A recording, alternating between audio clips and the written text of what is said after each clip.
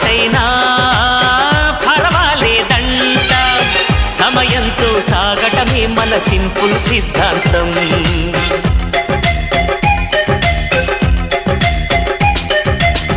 చిరుగాలికి పరిమళమిచ్చే సిరిమల్లెల వనమై ఉందాం గగనాన్ని నేలను కలిపే